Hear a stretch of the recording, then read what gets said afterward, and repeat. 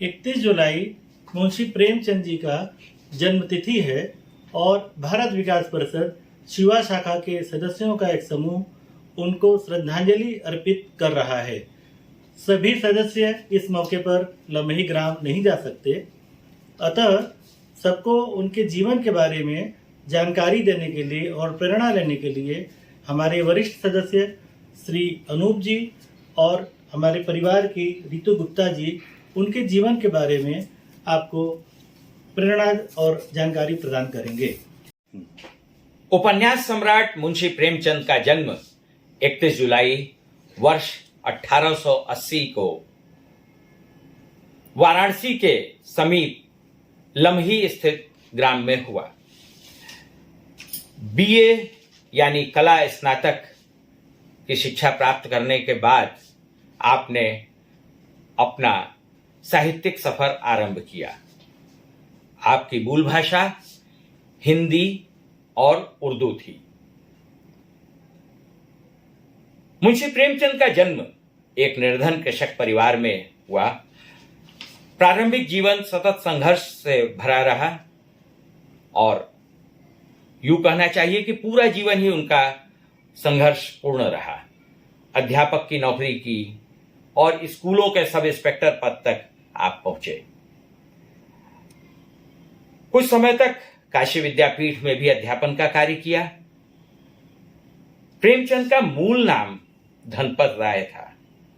उर्दू में आप नवाब साहब के नाम से, नवाब राय के नाम से कहानियां लिखते थे। हिंदी साहित्य में उन्होंने अपना नाम प्रेमचंद चुना। साहित्यिक पत्रिका हंस का संपादन उन्होंने लंबे समय तक किया। स्वतंत्र नैसक्रिक सामाजिक पीड़ा से कथाओं का सजीव चित्रण, उपन्यास सम्राट, श्रेष्ठ कहानीकार, संपादक, अनुवादक, नाटककार और निबंध लेखक एवं कुछ बालोपयोगी रचनाएं साहित्य जगत की धरोहर हैं।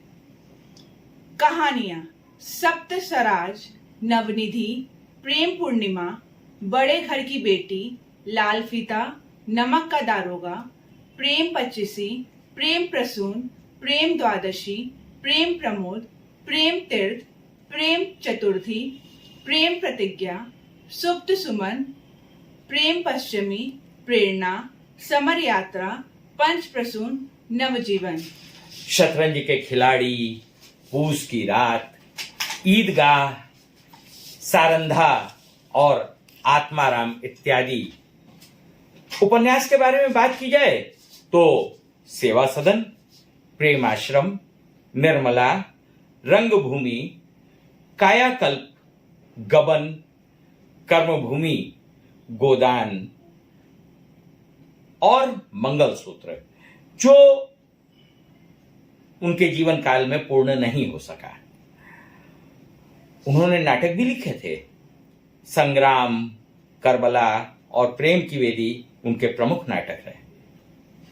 उनका साहित्यिक जीवन तथा जीवन संबंधी अनेक मान्यताओं का एक महत्वपूर्ण संग्रह है कुछ विचार।